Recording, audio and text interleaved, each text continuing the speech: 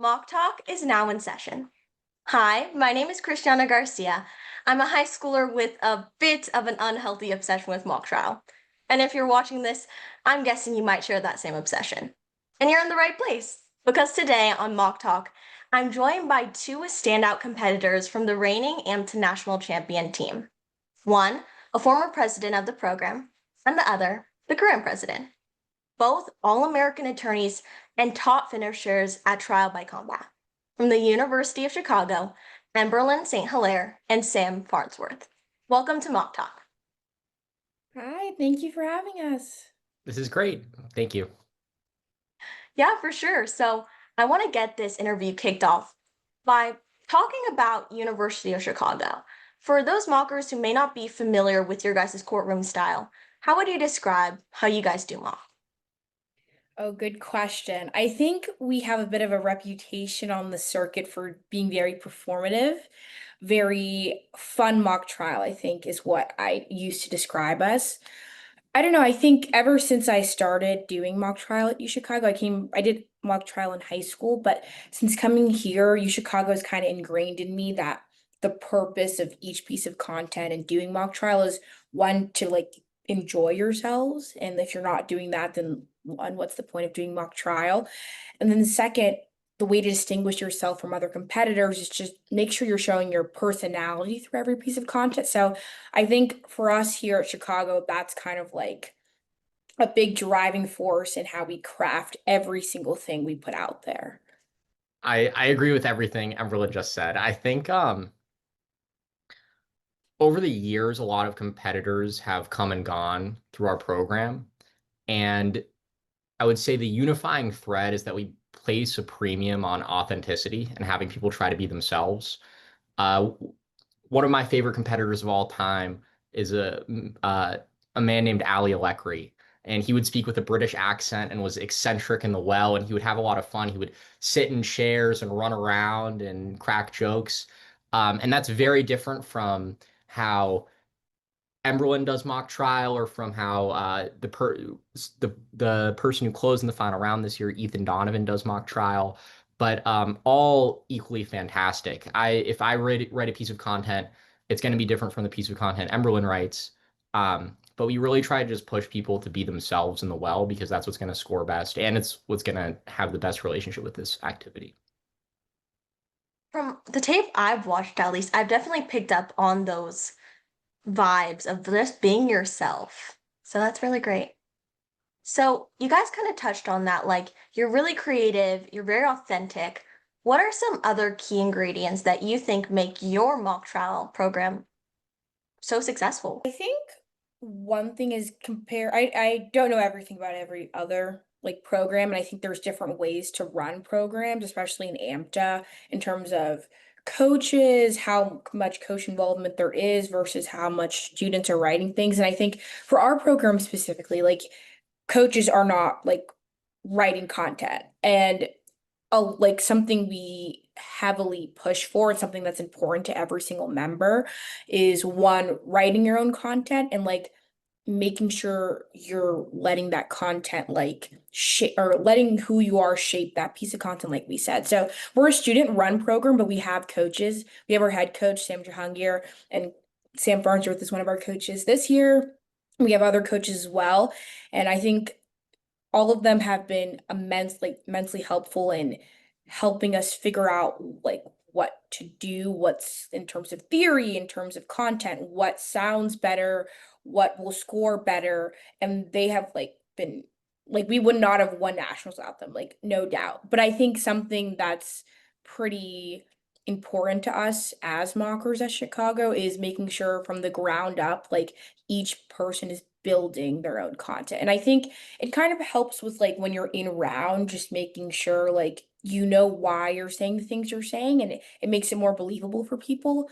For example, like if someone's like scripting out like every single like objection argument I make, or if they're writing an open and I don't know how to like answer the question of why am I making this argument, or why am I saying the things I'm saying, it prevents you from having a very like cohesive piece of content and like a cohesive like team generally. So I think that's another thing that really kind of drives U Chicago mock trial. And I think it's kind of like a more than mock trial at U Chicago, kind of like a U Chicago thing of like all of us kind of go to the school because we have that sort of like drive to like do it ourselves, be creative, try to figure out how to be the best on our own. And I think that's something that's really important to us. But I do think I'm going to say two things. The first is the premise of the question is very flattering. I think we've been fortunate to have a lot of success over the years and be a heavy hitter program. There are a lot of programs that could win Nats every year, and I think some of it comes down to having things fall your way. You need a little bit of luck, and so when we're having this discussion, I want to just acknowledge that there are a lot of programs that could probably have this discussion, and they might have different perspectives that would be just as valid. And if they had the judges or the pairings that we had in any given year, they might have had just as much success. The second thing I wanted to say is I agree with Emberlynn's point that I think it's really great that our competitors write our own content. And I went through that process and it was very formative. But there are a lot of programs that do that. And I don't know if all of the programs that do that have a lot of success. I've seen a lot of programs at different levels of competition with teams that aren't as successful. And I think that they probably do something similar. It's hard to piece out why one program or another has more success year over year than another. Like when I think about superpower programs, I think about UCLA, for instance. They've beaten us many, many times. They're always a contender to win nationals. They have really great structure in terms of how their coaches orient to their teams and making sure that students have a lot of competitive experiences. Um, I'll throw out a few different possibilities and then I'll wait to hear what everyone thinks. And if she validates them, then maybe there's something there. I think there's something to be said that we try to give our students a lot of high level competitive experiences and might have more access to those kinds of experiences than other programs. When it comes to frequency of scrimmages against very talented teams, I think we're able to see what other great teams are doing. And also, I think the one thing that makes you a better mock trialer is getting really high level competitive experience. Like Emberlynn just went through trial by combat, and she did fantastic, by the way. She was incredible. But I think those kinds of experiences are what make you a better performer and a better competitor and understand the activity a little bit better. And our teams have a lot of opportunities to do that kind of thing when it comes from through scrimmaging each other. Like we try to have a really great B team, and we do that in part by having them scrimmage our A team a bunch of times, and that both makes our A team better and our B team better. And then that kind of iron sharpens iron experience makes the program as a whole improve. Okay, that's one possibility. Everyone, what do you think about that idea? Um, wait, I agree. I think the part I agree with most is the part about the B team. I think a lot of programs, not a lot, I keep saying a lot, but like I know programs where not the drop off per se, but the difference between their A and B is very like the gap is way bigger than I would say it is in our program. And I think that's a testament to how much we invest in one shaping our B team and the teams or the subsequent teams and making sure they have a close relationship with like A, for example. So like Sam said, like our B team this year, unfortunately, they did not make it to Nats this year. I think it was more bad luck on their side. That's my opinion. But in past years, like they've gone to nationals like every year for the past, I think, 3 years or so, which is very hard to do as a B team.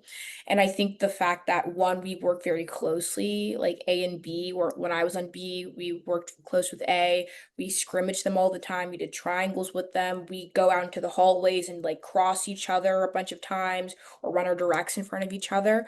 I think making sure your program as a whole is working, functioning well together only helps make your A team or your B team stronger in that sense. So I agree with the B team point a lot. But yeah, we're not in disagreement yet, Sam. You can continue.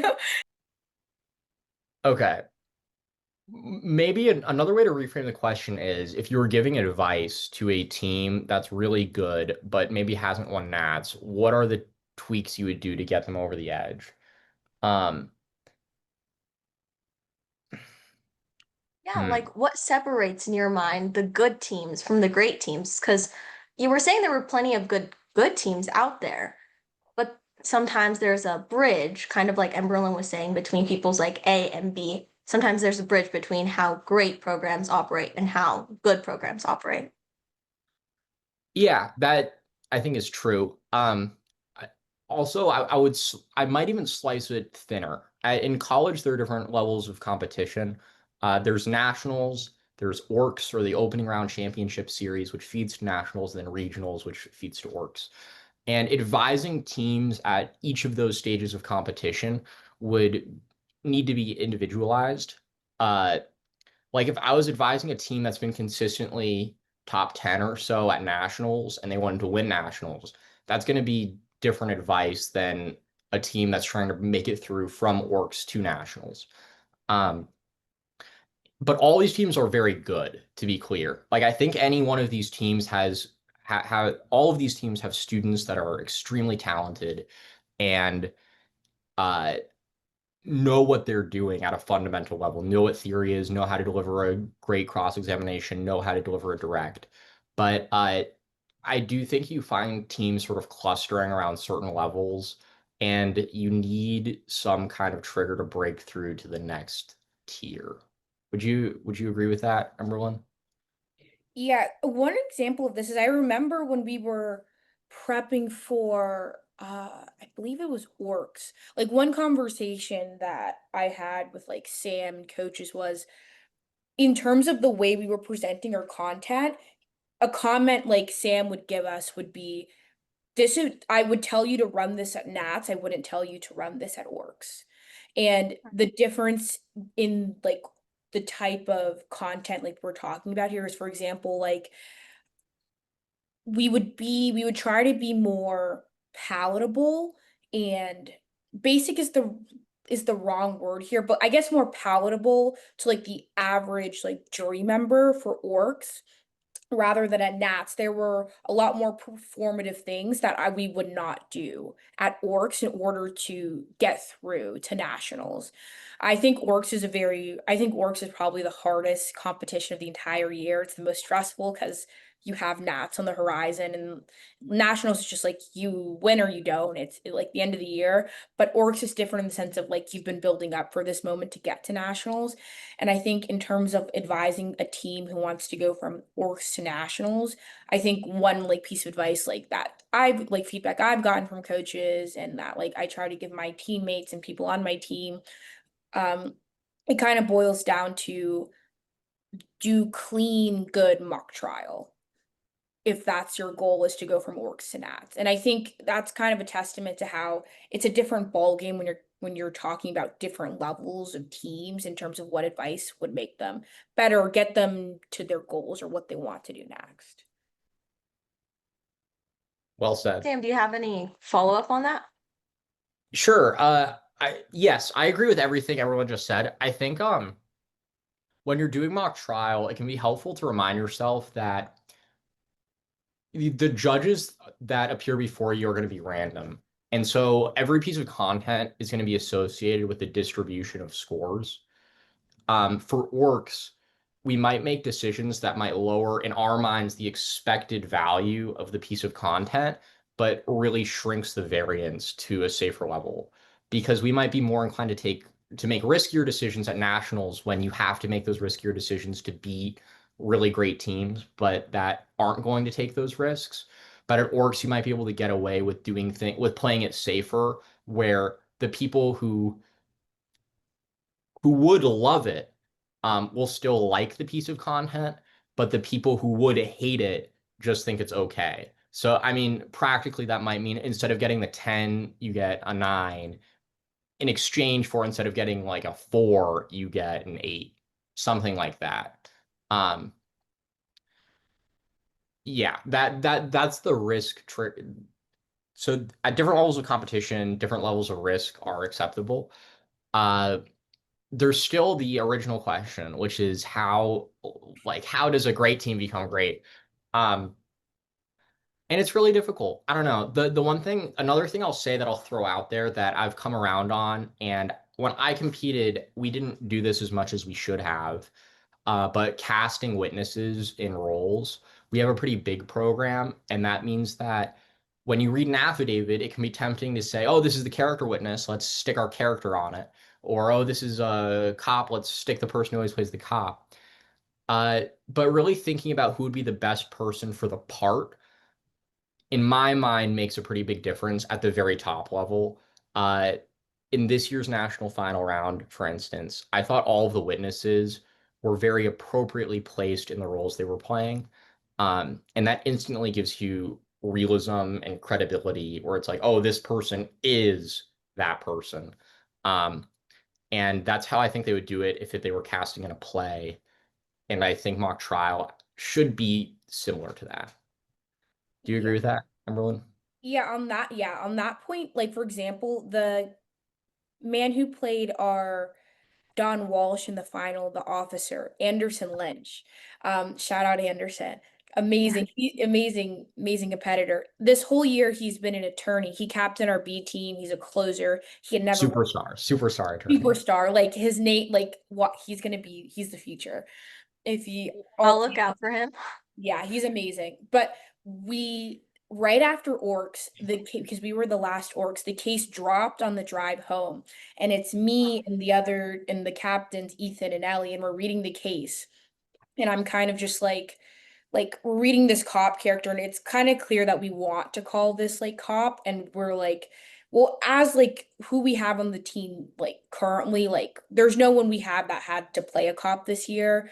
So like you could just put your person who's like normally an expert on it, just have them kind of twist the role into more of like a detective expert cop. We were like authenticity is very important. We were like Anderson one like looks like he could play it. He has the authoritative voice to play it, and we were like I think if in terms of casting like roles, like Anderson would be the best person to play this. And that's how he made that decision and a lot of other decisions, not just for like witnessing, but for like attorneying, for example, like when we decided who was going to do the P open versus the D open. We cast for roles in that sense. For like Jack Martinez is one of our openers, and Penelope Stinson is another one of our openers. And we realized that the defense opened because for the Nats case, it was kind of victim blamey, saying kind of the I forget his name, Skylar Sinclair should have done better, should have turned off the machine. And you run the risk on the defense of coming off very aggressive towards the victim. Um, in a sense. So one thing we did was who would have the best tone to do this open in a not victim blamey way, and that ended up being Penelope, putting her on the defense open, even though during Orcs and regionals she had been doing the P open and Jack had been doing the D open. So I think that's another kind of strategy that good teams could use to get to great teams, not kind of being stuck in your mold, but really evaluating the case and what comes off the most authentic, and really for attorneys seeing who has the skill set to do each piece of content or to run each type of theory is something that I think can really allow certain like different teams to level up in a sense. I love that because I've even noticed on my own team, we have the designated closer, we have the designated expert, and we all get really comfortable playing those roles, but we all kind of stop progressing overall in our mock trial game because we're only consistently closing or we're only consistently playing a certain witness. So that's some really good advice. So I want to kind of move on and talk about how your team runs when you're practicing.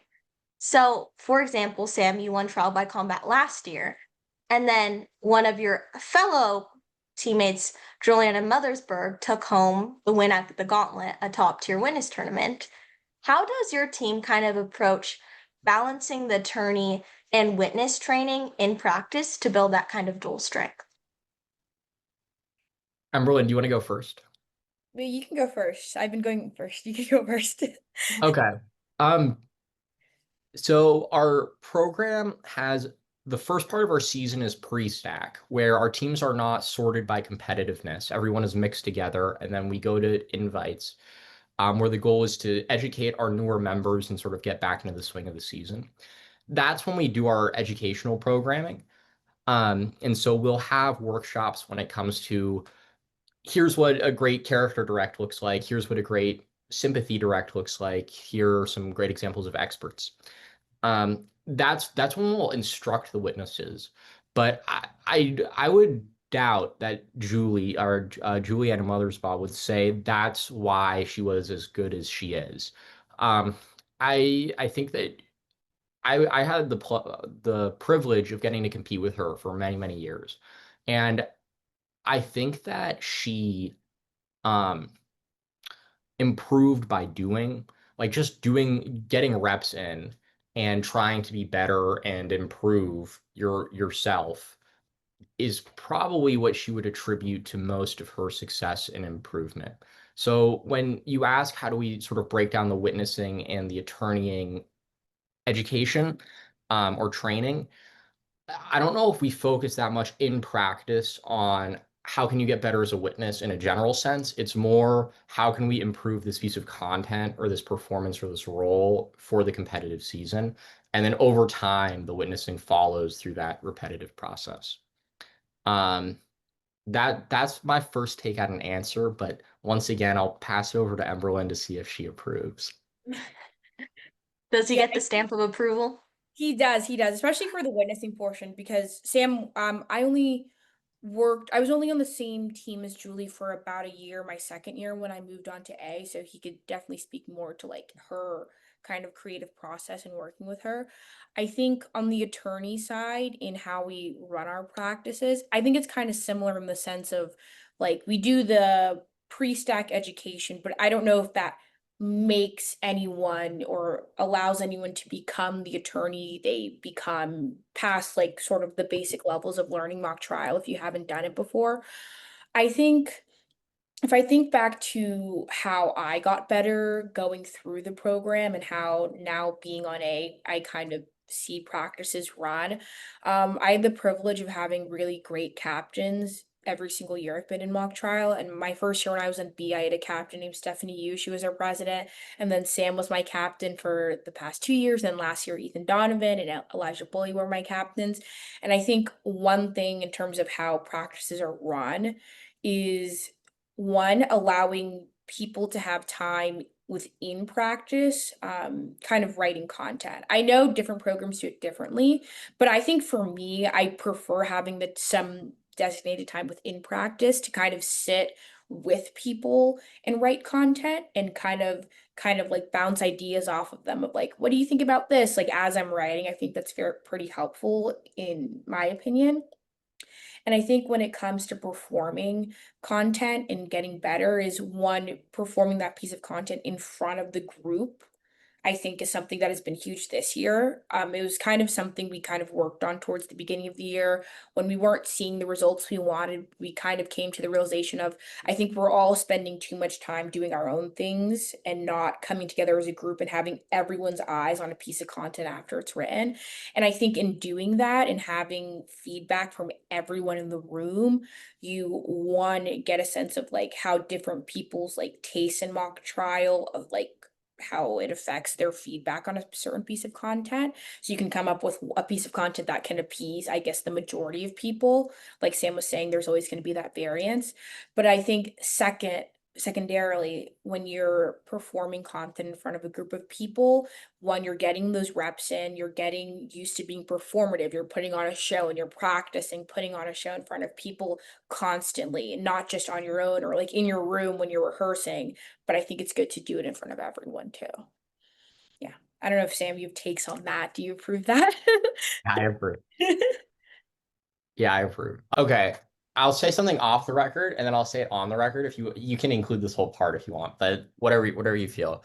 Um, so the advice I might give a high school team trying to win nationals would probably be different than the advice I'd give a college team. Um, which would you like me to talk about in more depth? I would definitely say high school because I know you did Gladiator and you also competed in high school. So if you Deep want to cut. go kind of talking about your experience and like the differences you've seen in college versus high school. Okay. Okay. If I was talking to a high school team about how to improve, uh, the good news is I think that everyone can improve in high school to the point of being a national champion. I think that that's very doable. In college, I think that there are decisions you make at the outset that impact the results of competition a little bit more when it comes to personnel.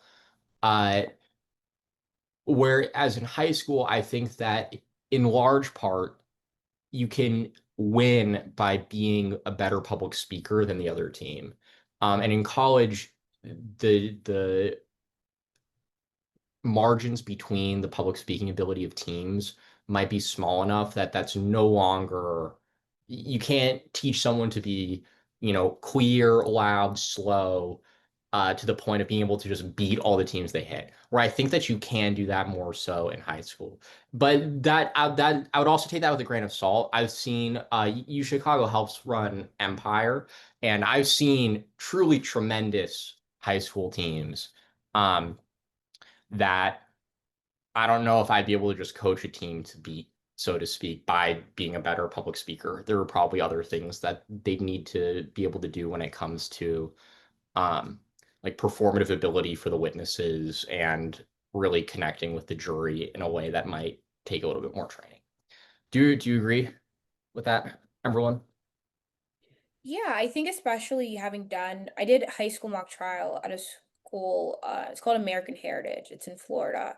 So I did mock Yeah. trial that I think the difference between competing at that level versus competing at the collegiate level is a lot of our focus was just on like what Sam said, being clear, being slow, being loud. I think American Heritage was good in that they took that extra step in focusing on things such as theory, such as the way you're asking your questions. And I think that those are the sorts of things Sam is like referring to when it comes to like you need more than just public speaking ability in college mock trial and the decisions you make at the outset in terms of who like casting roles, what theory you're doing, those things matter a bit more. So yeah, I think I agree heavily with you in that sense in terms of like if I was telling a high school a national because I competed at nationals in high school, albeit it was online that year, which was kind of sucky. But I think something I think the teams like we got beat by were just cleaner and more polished and in a way that I don't know if it would work in the college kind of environment. So, well, how was the transition between high school mock trial and you kind of like being in that realm of like, this is nationals, this is Empire, and then the transition to, okay, now we're at Nats, now we're at Orcs. Good question. I think I was lucky in the sense that I think American Heritage, at least well, it still is, I know that, was very like good at mock trial and I had a lot of good mentors there.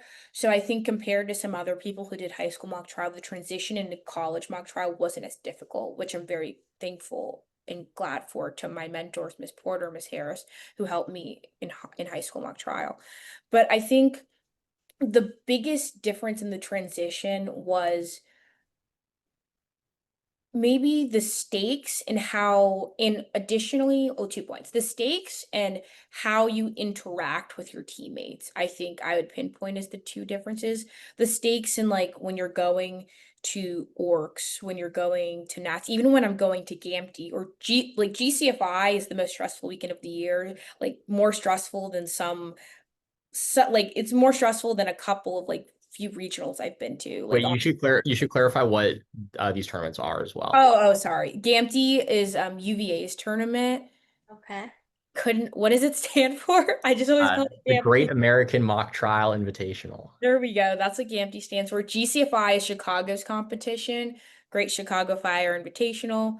Um, so those competitions, like the stakes are very high because you're hitting people that you see on the circuit all the time, as opposed to high school like mock. Like I would go to like competitions where I'd see like random teams, like a couple of them I knew from like wherever, but it was never consistent. However, when you're in college mock trial, like when you go to GAMD, when you go to GCFI, you're seeing these same like powerhouse teams like UCLA, UVA, like OSU, all those teams like over and over and over again. And the stakes just feel like a lot higher at every point in time. So it's a lot more stressful. And then to the second point, which was, oh, the way I interact with my team. I think I'm a lot more bonded with my team. Not that I wasn't bonded in high school, like those are all like great friends of mine, but I think in terms of how closely you're working with each other, in college mock trial, it's a bit different. So you have to be able to have those skills and in your program, making sure you're creating an environment where people can work together in a very close manner. And I think I'm lucky enough to say that everyone on the mock trial team and in my program are my best friends, like honestly and truly. Um, and I think that has helped one in situations where the stakes are high. We all know one, we're all trying to win and compete at the highest level. And two, we all can trust each other like to do that and to put our best foot forward in that sense. Yeah, I might chime in on this as well, just one more time. When I spoke earlier, I might have been painting with too broad a brush. Any high schooler who is listening to this podcast, I feel very confident will have almost no difficulty adjusting to college mock trial. When I'm talking high school mock trial has huge variation when it comes to intensity, experience, commitment. And I think anybody who cares enough about mock trial to find a mock trial podcast and make it this far in the episode, uh, I think that there's going to be zero issue at all transitioning. It's basically the same activity. Um, the thing I will flag is that sometimes when we do tryouts, we get people who they've been in a mock trial club for 4 years, but then it turns out that what that means is something a little different than what we're looking for, so to speak.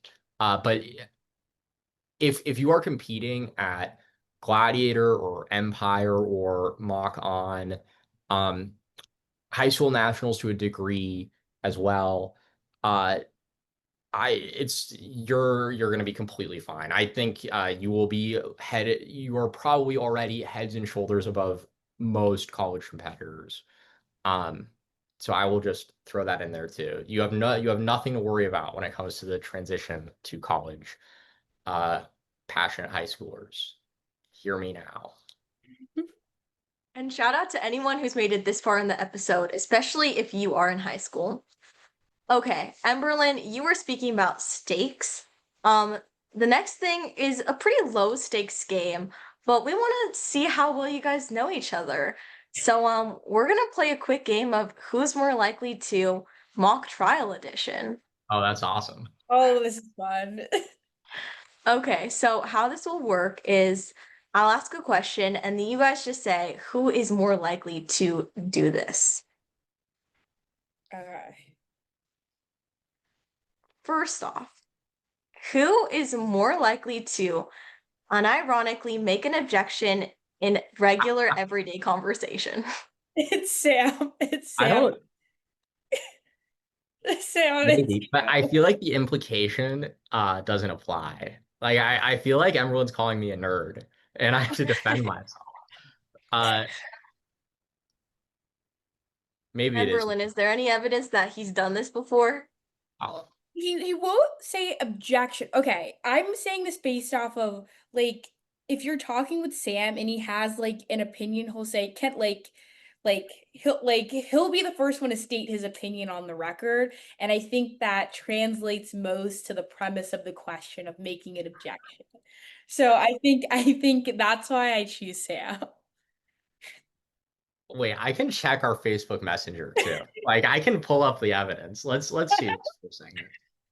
Uh Hold on. I'm texting I'm checking all of my texts to see if the word objections comes up. Well, yeah, I don't think you're saying like objection. I think you're saying Like, can I say something? And then you state your opinion on whatever we're talking about. Yeah, that's true. That's That true. that's Okay, the I'll concede. I'll concede. Honestly, Sam, you've done it this podcast. You've been like, I have three facts as to why I believe that. Oh, she clocked you. She Yeah, clocked she you. got me already. Honestly, Um, I do the same thing, so it's okay. okay. Excellent. Then I'll w wear the badge with pride. Okay, I need Okay. what's the next question? Who is more likely to quote a pop culture reference in the middle of a round? I think that's Emberlynn. It's me. It's me. I think I it's actually absolutely me. Um I like one thing for me, like I was saying earlier, I think showing your personality and content is a big U Chicago thing, and I take that very seriously. And I always look through each piece of content, and I'm like, is there something that shows them like I am different from my opponent? Like this is who Emberlyn is, and she is closing as Emberlyn right now. So, for example, um in this round for trial by combat, they lost the footage. It was my first round against Bella from Haverford. Amazing competitor. She's incredible.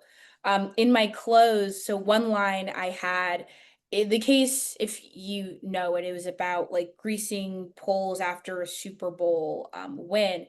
And one of the witnesses was the director of public safety. And in their deposition in the cross, one thing I pointed out was a consideration they made in terms of why they didn't increase the polls that year was optics and like the city's image.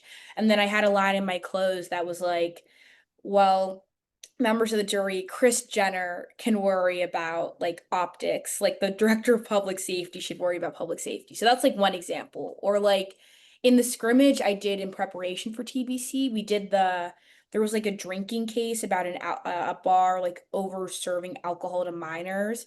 And one of the common sense points that I made was why would this bartender, if they clearly saw this girl drunk, like not stop her? And I was like, this is like a college student only spending $100. Like, what's the point?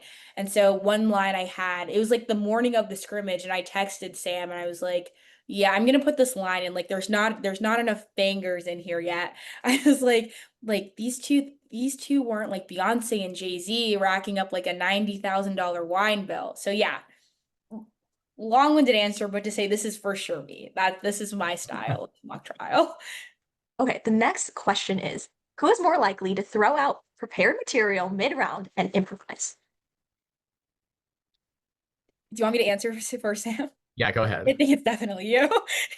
Yeah, but this makes it sound like a compliment, and it's probably more like that. There's a good chance I forget what I was supposed to say, and that can happen. I think everyone likes to have those bangers loaded in the chamber before she goes up to speak. Do you agree with that? Yeah, I have bangers loaded up, and it's just like a matter of which one I use that round. But yeah, I think also Sam. At least when I competed with him, for 2 years, like I remember there were rounds where he would just like get up there and close, and I'm like, I've heard this close. This is not the close, but whatever he's doing right now is 10 times better than whatever I heard. So I'm so okay with it. He just comes up with the bangers in the moment. Yeah, he's good at that. He's good at that. Actually, his best line, it's probably my favorite mock trial line ever. There was a case about like a robbery, and basically like the criminals, they're saying like they spent like $1,500 on like an apartment, and they were using that as evidence to show that they like robbed these paintings or whatever. And then Sam, what was the line? It was like the only crime here is $1,500 for like a one-bedroom apartment, like in round at Gampy. And I was like, he's my goat. He's my goat. Yeah. That's too kind, but very flattering. Thank you. Um, I don't know. A lot of people are doing amazing things out there. If you keep your ears up, I'm sure that people have really phenomenal lines all over. Okay, but I do think this is me. You think it's you? Okay. It We've is me. come to a consensus. Nobody disagrees. Okay. Let's go on to our last question. Who is more likely to come up with a theme song for your mock trial team? Okay, maybe Emerald and I should both write it down and then reveal our answers at the same time to see if we really are on the same wavelength. Wait, I love the idea, Sam. Okay, I have paper. I can do this. Please. Ready? Okay, for the grand reveal, who shall go first and reveal their grand song? I think let's do it at the same time. You wrote it down? Yeah, I wrote it down. Okay, let's hold it up. Okay. Okay, Ready? 3, 2, 1.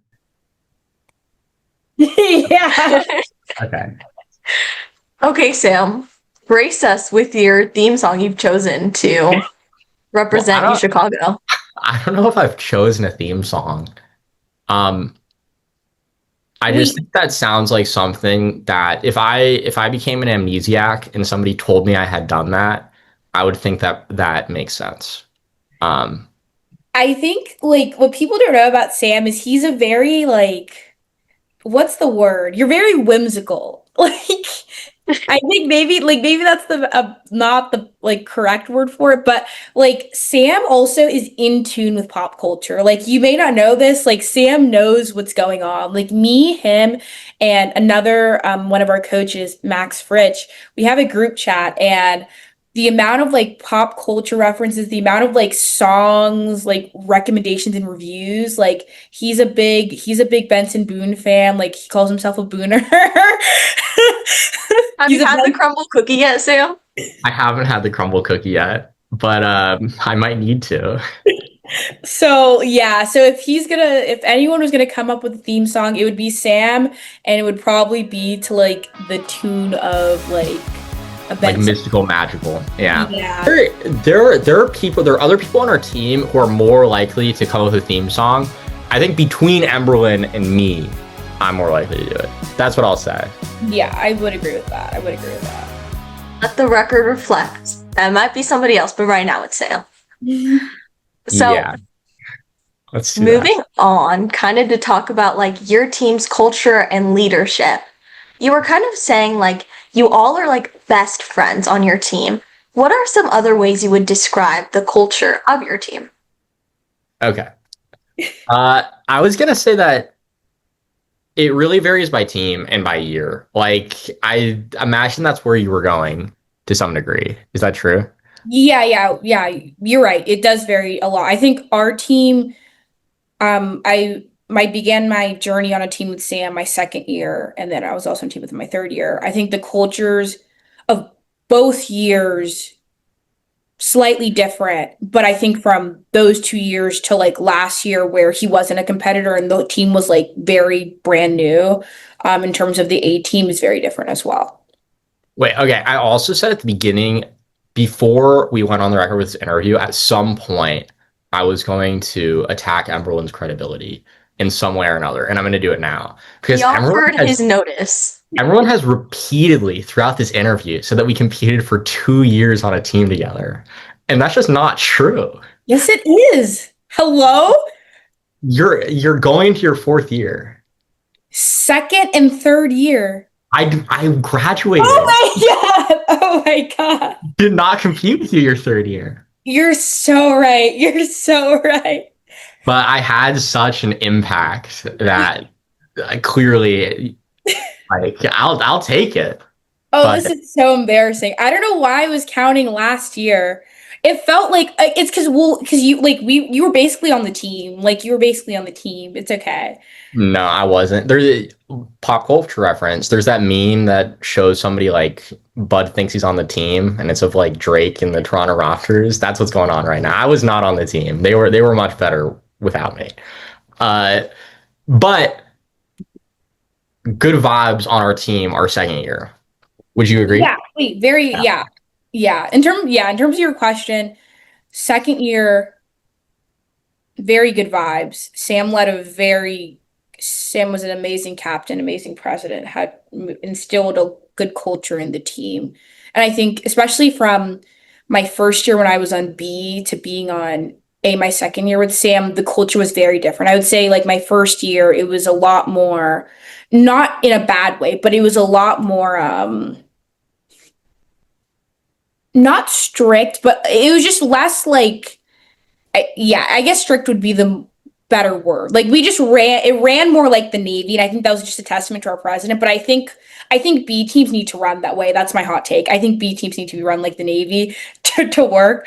But back to your question. Sorry, I'm rambling. I think, yeah, in terms of how I would describe our program culture and our team culture, I think in terms of what I experienced, like my second year and third year, like I said, we're all best friends. You can tell, like, Sam and I talk every day.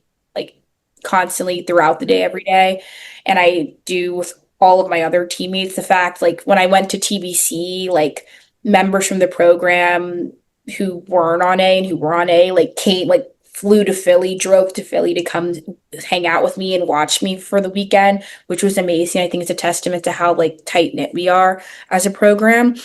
But I think also culture wise, I think we are very driven in the fact that we all really care. Like, I think not that other teams like don't care, of course they do, but I guess in my experience, like we all deeply, deeply care about this activity and we're all very invested. And I think we have this like thing we say in our program that like, oh, we spiral a little bit, just a tiny bit, like post like certain like rounds or XYZ. And I think it's just because we care so much and we really, really deeply want to be the best um, at every juncture.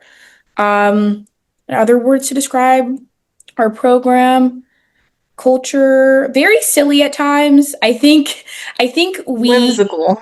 whimsical. I think during auditions, I will say we kind of select, and I think when Sam was president, it was more so this. We kind of self-selected for a teeny bit of crazy, and I think it's a good thing, and I think it makes our program what it is. I say this to Sam all the time. I think, like for example, there were people in auditions who like jumped onto chairs and like did their witness audition like as like crazy people. Like it was very funny. Like people like crawled on the floor and like we took those people and they are like some of the best witnesses you've ever seen.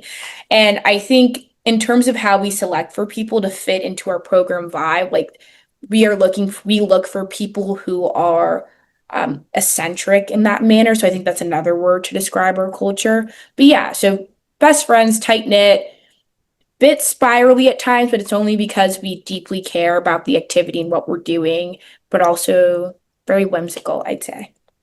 I don't know, Sam, do you agree with? The other thing I just want to say is that there's going to be some consistency between mock trial programs with what the experience is like. Like I think most mock trial programs would characterize themselves in a similar way in terms of like, oh, we love the silliness and we love all being friends with each other. Um, and I guess to the high school audience, I'd just say you have that to look forward to in college. Like I think that most it's very rare that you have somebody with a bad experience with the other people on their team in mock trial. Um, I think it's a wonderful activity no matter which school you go to or program you go to. I don't think U Chicago is really unique in that regard. Um, okay. The other thing I wanted to say is sometimes when I listen to sometimes when I'll ask people about who have had immense success in mock trial about why they've been successful, they'll give an answer that will astound me. And I'll think, huh? That's not why you were successful. What are you talking about? And I just want to be wary that we're not doing that ourselves. So I'll just say this. I think that it's important for if you want to get better at mock trial to come up with your own opinions about what you think works and what doesn't. I would take everything we say with a grain of salt to some degree. Uh, it's very hard to figure out why certain teams do well and why some don't. There are patterns over time where some teams have repeated success where you think there has to be something going on here, like the Yale teams from back in the day, where Yale had a lot of success for a streak. Um, but really teasing out why they were successful is very difficult. And I just think it's good to acknowledge that we'll throw stuff out there, and we have theories about why that worked or why it didn't. But if you disagree, there's a good chance that your interpretation is just as valid and maybe more valid. Um, so I just want to put that out there. Like I wouldn't, if you have a reason to disagree with this or think that it doesn't apply in your case, then go with your gut. Uh, Validation. Yeah, Okay. yeah, validation. So I want to talk about kind of your leadership roles in your program. So you both have been presidents of your program one time or another. What's some advice you'd give to younger mockers or maybe even some college competitors who are stepping into that leadership role coming the fall? Yeah, well, I've only been president for like 2 months. So I, but I was on the executive board. I was VP finance in the entirety of my third year. Um, so advice I would give to people stepping into those leadership roles. Let me think. Um, I think first and foremost, one from like a mental health standpoint, like the activity doesn't need to be everything. Like I think it when you get into your leadership role, it can be very easy for it to like consume you because now you have not only before you had a very vested interest in the outcome of your program, but now you have a kind of a hand in shaping the program and how it's going to be, and it's affecting like other people's lives, like what experience they're going to have, not just in mock trial but how mock trial affects their like college experience. And it can seem kind of daunting when you're making certain tough decisions, such as who should, at least for us, we're a student run program, like the board at U Chicago stacks our team, so we pick people from auditions, we do pre-stack, we evaluate them after pre-stack, and then we decide if they're going to be an A, B, C, whatever, whatever. So it can be very daunting to have like that sort of like power, and it can seem very scary. It can seem very like consuming. So one, I think just like taking a step back in terms of like always thinking like, I don't know, the thought of, I said this to like a couple people at the end of the year, like your program is not gonna burn down. Like it just won't. Your program, if you're like, it will be okay. I think it's one advice, like just always remembering that. I think can be hard sometimes when you lose sight of that, and there are different like issues and things you have to take care of. So that's number one. Number two, in terms of like when you're in that leadership role and leading the program, I think it's important to, one, with the people you're working with, kind of establish objectives and goals for the year before you start, such as like, is the goal this year, is this like a rebuilding year? Is this a year where you're trying to contest or trying to win nationals? This is a year where you're trying to just get out of orcs. What's your goal with the personnel you're putting on each team? Is your goal to like cultivate talent this year, like putting newer people on A? So next year when you know you're going to have like a lot of seniors leaving, you have someone to like stay in the program and maintain the success you have? Or is this a year where you're okay with putting older people on A who you feel in theory would have like the best shot of like winning the chip at the end of the year? And I think every year looks different for different programs. And I think sitting down at the beginning of the year and kind of outlining what is your goal, how are you going to achieve that, and how does this affect the longevity of the program as a whole is something we had to do this year when building our A team and B team.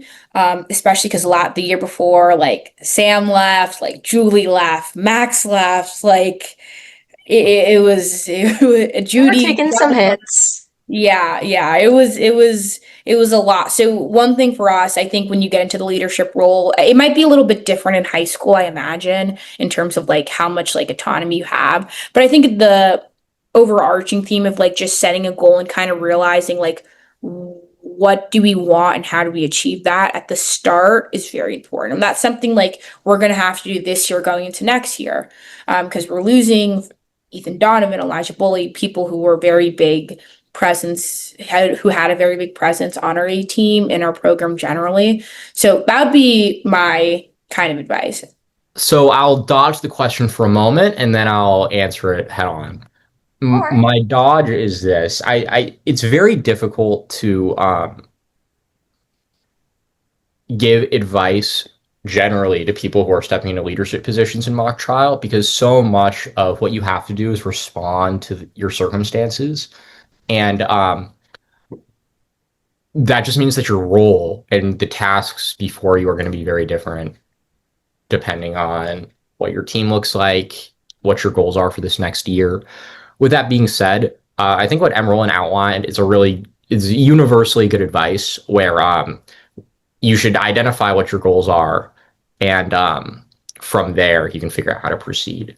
But I mean, this is gonna be a dumb analogy because it's so obviously distinguishable from the our present case, but the advice that somebody might give to Abraham Lincoln would be very different than the advice somebody give to Barack Obama, for instance. Yeah, it's just uh, different duties before the office, and like being president of a mock trial club is very different than being president of a country. But it illustrates the idea that the job Emberlynn is doing is going to be very different than a job of somebody who's just trying to construct a mock trial club from the ground up. If you're trying to start a new club, for instance, um, but identifying what your goals are and from there trying to put one foot in front of another is probably the best thing to do. And being trying to be a good person, I think, is also like that should be a high priority, because that will get you far in terms of being an effective leader, I think. Do you guys have any like philosophies you kind of have in your mind for leadership? Good question. Let me think. Sam, do you want to go first so I can think? For leadership, I always thought that the leader I tried to be and the leaders I most admired are those that sort of took more of a back seat in certain ways and let other people lead. Um, so I feel like in many ways I'm taking credit for people who did more than me to influence the club's culture and make us competitively viable. Like Judy Zhang, for instance. Shout out Judy. She was in our grade and she was one of our vice presidents. She was the vice president of administration, and she was just a phenomenal leader. And I feel like the best way I could be as president was try to uh, support her being a leader as much as possible, um, because she was just fantastic at everything. Um, so I would encourage others to identify great people around you and then try to help support them. Um, that's if that's a philosophy, if you can call that a philosophy, that's the one I would identify. Emerald, how do you feel about that? Well, yeah, I echo the Judy Jung shout out very heavily. That's my mother. We used to say she was the program mother, like HR, like she was emotionally invested in each and every one of us in a way that I didn't think was possible, and but in a way that I think shaped our program culture and how we like interacted with each other, and like the amount of fun we all had in our teams and the amount of fun I had on A with her. So yeah, I do agree with that. That's a really good philosophy. I like that. Looking at others and making sure they shine. So, moving on to the last few questions I have for you guys. In your opinion, what's an underrated mock trial skill you think deserves more hype? Ooh, this is a good question. Wait, Sam, go first. You're gonna have a better answer than I. I know you have takes. He has a lot of Yeah, I takes. will. I got opinions. Like knowing when to be quiet on objection arguments, especially people. I I feel bad about this because during this interview I've been yapping, but people love to yap during objection arguments, and I love when people just say what they need to say and then just be quiet because it makes the trial run smoother, it's faster, the judge appreciates it. I just think knowing when to do that, very underappreciated and a really great skill to have. Being concise. That was a really good one. It's like we all like to yap. That's why we're doing mock trial. But like knowing when to yap is the question. Yeah. That's a good one. Hmm. I think I appreciate competitors who have a very good low. So during TBC, one of the judges commented that he liked the like lows I had. And I never really conceptualized like or like thought about that as like a comment before.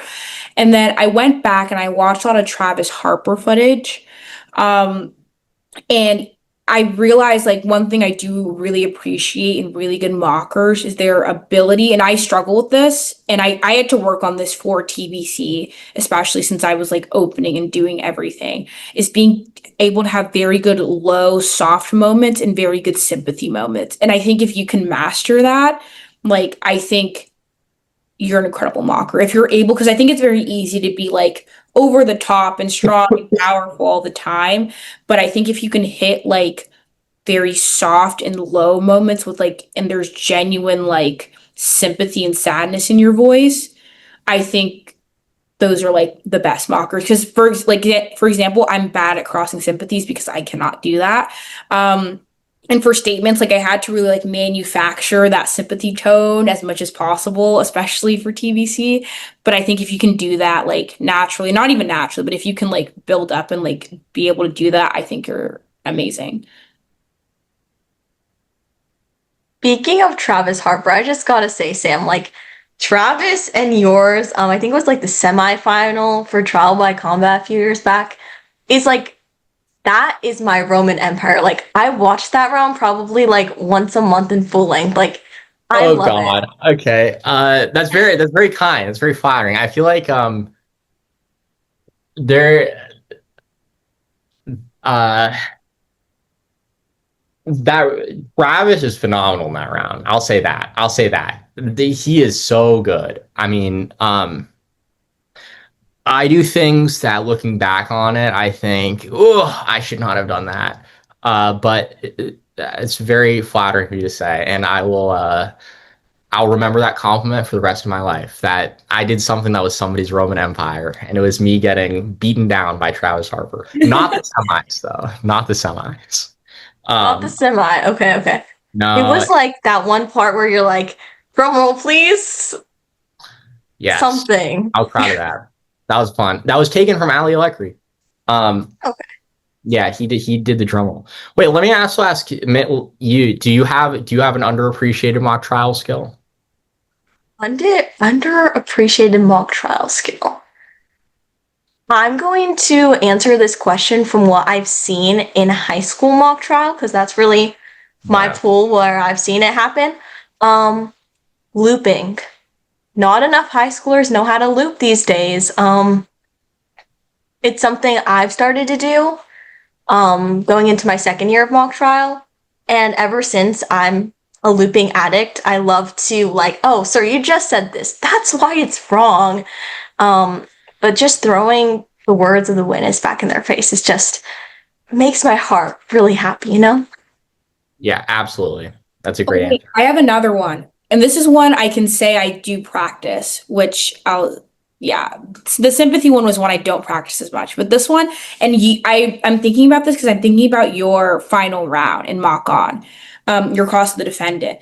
I think the ability to like truly listen on cross is something that's like lost. Not lost, but like people do it, but I think like people should be doing it way more. And I remember in the mock on final round, and I texted Sam, the witness said something, and you like jumped on it so quickly.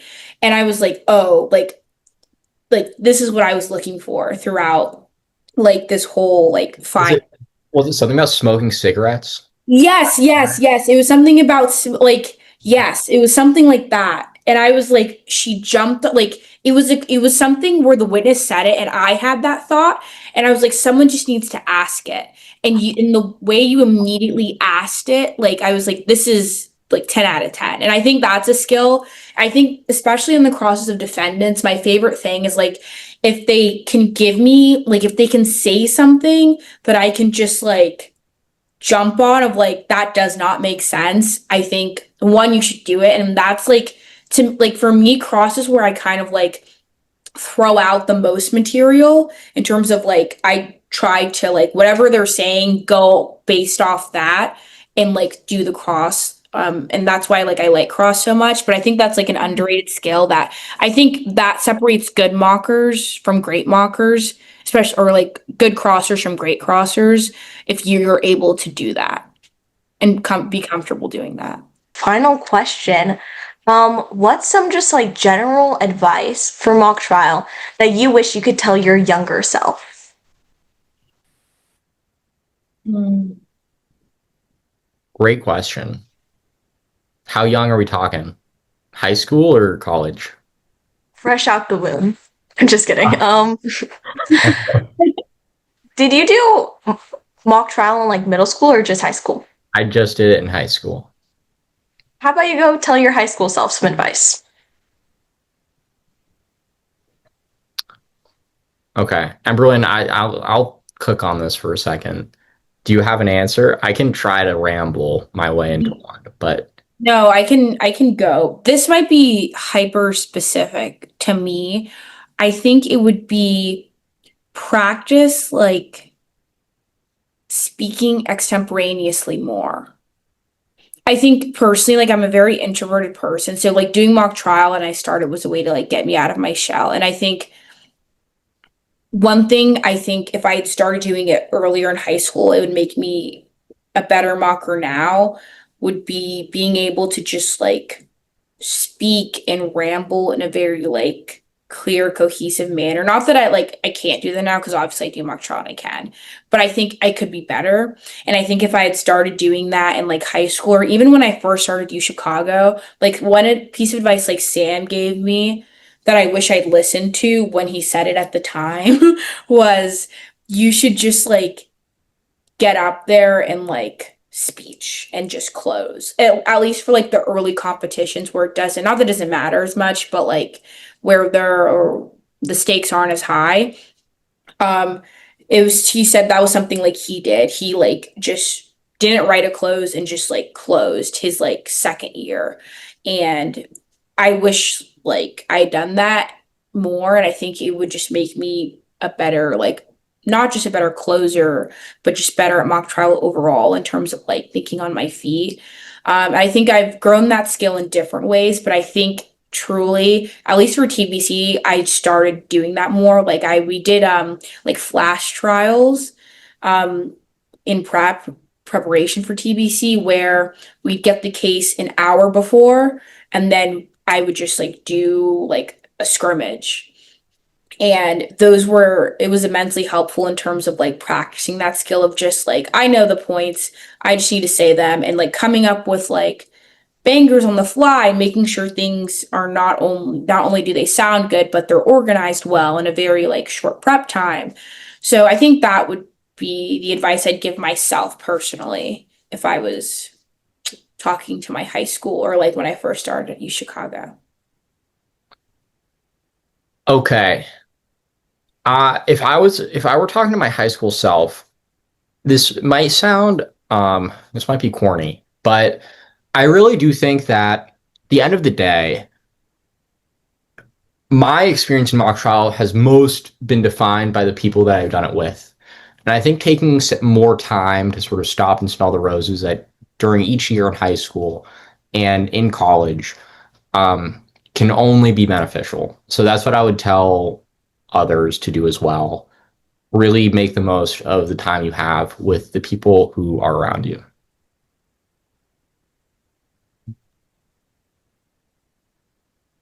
That's really, really nice. And Emberlyn, I think the point on speaking impromptu is such a valuable skill for college mockers, but also high school mockers. And I mean, if you don't enjoy your teammates, what's really the point? Because mock trial is such like a team activity. Yeah. I mean, I feel like